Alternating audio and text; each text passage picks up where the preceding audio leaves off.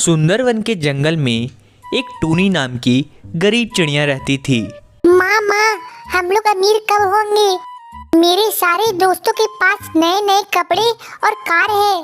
अरे टूनी बेटिया, थोड़ा सब्र कर। मेरे पापा आलू की खेती कर रहे हैं। जैसे ही हमारे खेतों में फसल उगेगी, हम उसे काट कर बाजार में बेचकर बहुत अमीर बन जाएंगे। ठीक है मम्मा। टूनी चिड़िया अपने दोस्तों के साथ बाहर खेलने चली गई। तभी अचानक सुंदर वन के जंगल में मौसम खराब होने लगा और आसमान में जोर जोर से बिजली कड़कने लगी। हे भगवान, यहाँ तो जोरों से बिजली कड़क रही है। अगर ऐसे ही बिजली कड़कती रही और मौसम खराब रहा तो मेरे सारे आलू के फसल बर्बाद हो जाएंगे। बंटी कबूतर अपने खेतों को बचाने के लिए इधर उधर भाग रहा था। तभी अचानक आसमान से एक बिजली बंटी कबूतर के ऊपर आके गिर पड़ी और बंटी कबूतर वहीं पर मर गया। फिर अगली सुबह बंटी कबूतर की लाश खेत में गिरी हुई मिली। हे भगवान, मेरे पति देव मर गए। अब मैं अपना घर कैसे चलाऊंगी? पापा उठ जाओ। अगर आप आलू नहीं बेचोगे तो मेरे कपड़े और कार कैसे आएंगे? हे भगवान, आखिर तुमने ऐसा क्यों किया?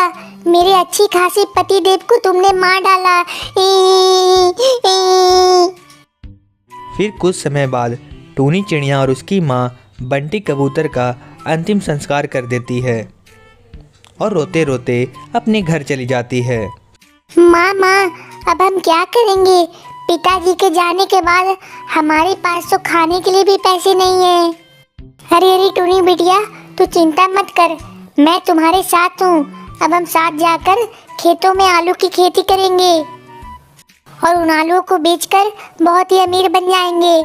फिर टूनी और उसकी माँ खेतों में जाकर आलू की खेती करने लगती है। बहुत मेहनत करने के बाद आखिरकार खेतों में आलू की फसल उग जाते हैं। माँ, ये देखो, हमारे खेतों में तो बहुत सारा आलू उगा है। अरे हाँ बिटिया, हमारी मेहनत तो रंग लाई। चलो अब इन्हें तोड़कर बाजार में बेच डालते हैं। फिर टूनी और उसकी माँ खेतों में से आलू को तोड़कर बाजार में जाकर बेचने लगती है। आलू ले लो भाई साहब, आलू ताजे ताजे गोल गोल आलू। अरे वाह, यहाँ पर तो बहुत ही अच्छे आलू मिल रहे हैं। चलो जाकर कुछ किलो आलू ले लेता हूँ। आलू ले लो भाई साहब, आलू ताजे ताजे गोल गोल आलू।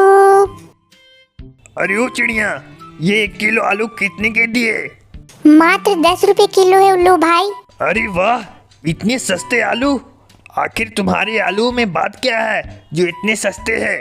अरे उल्लू महाराज, ये हमारी घर की खेती के आलू है, इसलिए हम इन्हें बाजार से कम भाव में बेच रहे हैं। ऐसी बात है तो मुझे तू 10 किलो आलू दे दे। ये लो उल्लू महाराज, आपके आलू। इसी तरह जंगल के सारे पक्षी टूनी की दुकान से आलू खरीदा करते थे और जंगल के सारे पक्षियों को आलू बेच बेच कर टूनी चिड़िया बहुत ही अमीर हो गई थी। हे भगवान, ये कैसी गरीबी है। जंगल के सारे पक्षियों का घर सजा हुआ है और मेरा घर बिल्कुल सजा हुआ नहीं है। अगर मेरे माता पिता होते तो आज मेरे पास भी पैसे होते, मैं भी अपना घर सजाती, मैं भी क्रिसमस मनाती।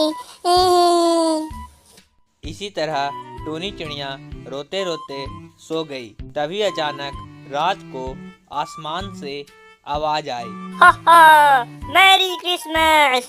हा, मैरी क्रिसमस। आ जाओ बच्चों, मैं तुम्हारे लिए आज गिफ्ट लाया हूँ। हा, मैरी क्रिसमस। आसमान से आती आवाज को सुनकर टूनी चिड़िया जाग उठी और अपने घोंसले के बाहर आई। अरे इतनी रात को कहाँ से आवाज आ रही है? तभी टूनी चिड़िया ने आसमान में एक उड़ता हुआ सेंटा क्लॉज देखा। हा, मैरी क्रिसमस टूनी, मैरी क्रिसमस। अरे वाह, आसमान में तो सेंटा क्लॉज उड़ रहा है। सेंटा क्लॉज को देखकर टूनी चिड़िया बहुत ही खुश हो गई। वाह, अरे आसमान में तो सेंटा क्लॉज आया। अरे वाह, सेंटा क्लॉज आया। फिर सेंटा क्लॉज उड़कर टूनी के घोंसले के पास आया। हा हा हा, jingle bell jingle all the day. Merry Christmas टूनी, मैं तुम्हारे लिए बहुत सारा गिफ्ट लाया हूँ, ये लो। फिर सेंटा क्लॉज ने टूनी चिड़िया को बहुत सारा गिफ्ट दिया, जिसे पाकर टूनी चिड़िया बहुत ही खुश हो गई। अरे वाह, इतने सारे गिफ्ट मैंने आज तक नहीं देखे। सेंटा क्लॉज, इन गिफ्ट में क्या है सेंटा क्लॉज? हा हा हा, टूनी बिटिया, तुम मेरे जाने के बाद इन गिफ्ट को खोल कर देख लेना, इनमें बहुत अच्छे अच्छे सरप्राइज है। यह बोलकर सेंटा क्लॉज वहां से उड़कर चला गया। फिर टूनी चिड़िया ने सारे गिफ्ट को अपने घर ले जाकर रखा। चलो अब इस गिफ्ट को खोलकर देखते हैं, आखिर इसमें है क्या। आखिर सेंटा ने मुझे क्या गिफ्ट दिया है। फिर टूनी चिड़िया ने अपने सारे गिफ्टों को खोला। ही भगवान, अरे इसमें तो बहुत सारे पैसे हैं। बहुत सारे पैसे देखकर टूनी चिड़िया बहुत ही ज्यादा खुश हो गई। अरे वाह, इसमें तो इतने सारे पैसे हैं। अब मैं गरीब चिड़िया नहीं रही, मैं तो अमीर हो गई। अरे वाह, लगता है सेंटा क्लॉज ने मुझ गरीब चिड़िया की बातें सुन ली और मुझे अमीर बना दिया। अमीर होने के बाद टूनी चिड़िया फिर सारे पक्षियों की तरह अपना घर सजा ली और खुशी खुशी क्रिसमस मनाने लगी। बच्चों का गुजारा किया करती थी। बाबूजी, मुझे पैसे दे दो, बड़ी मेहरबानी होगी।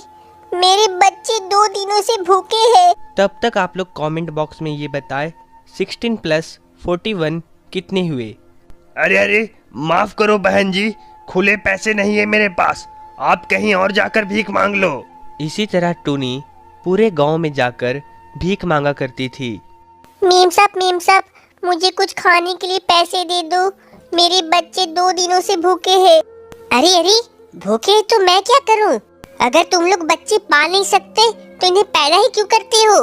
मैं तुम जैसे भिखारन को तो एक फूटी कौड़ी भी नहीं देने वाली हूँ।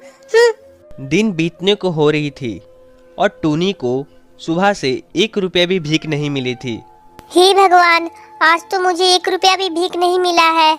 अगर मुझे पैसे नहीं मिले तो मैं अपने बच्चों को क्या खिलाऊंगी? कहीं मेरे बच्चे भूखे न मर जाए। माँ, मुझे भूख लगी है, कुछ खाने को दो ना। हाँ मम्मा, हाँ मुझे भी भूख लगी है। हे भगवान, अब तो बच्चों को भूख भी लग रही है, अब मैं क्या करूं? तभी वहां पर एक चमचमाती हुई कार आई और उसमें से एक अमीर कौवा बाहर आया। अरे क्या हुआ टूनी, तुम रो क्यों रही हो? क्या बताऊं कौवा महाराज, आज सुबह से मुझे कोई भीख नहीं मिली है और मेरे दोनों बच्चे भूखे हुए हैं। अरे बस इतनी सी बात, ये लो 100 रुपये और अपने बच्चों को खाना खिला दो। शुक्रिया कौवा महाराज, शुक्रिया, भगवान आपका भला करे। ठीक है टूनी, अब मैं चलता हूँ। जब कौवा महाराज गाड़ी से जा रहे थे तो उनका पर्स जमीन पर गिर जाता है और कौवा महाराज वहां से चले जाते हैं। अरे ये क्या हुआ? कौवा महाराज का तो पर्स जमीन पर गिर गया। फिर टूनी वह पर्स उठा लेती है।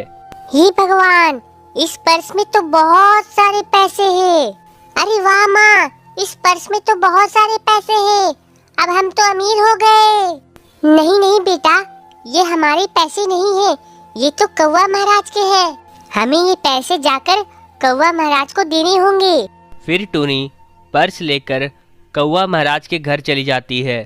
कौवा महाराज, ये लो आप अपना पर्स। आपने जब मुझे भीख दिया था तो ये पर्स गिर गया था, मैं इसे लौटाने आई हूँ। टूनी की ईमानदारी देखकर कौवा महाराज बहुत खुश हो गया और उसे अपने ऑफिस में एक नौकरी दे दी। अरे टूनी, ये लो, आज से तुम्हें भीख मांगने की कोई जरूरत नहीं, आज से तुम मेरे कंपनी में काम करना।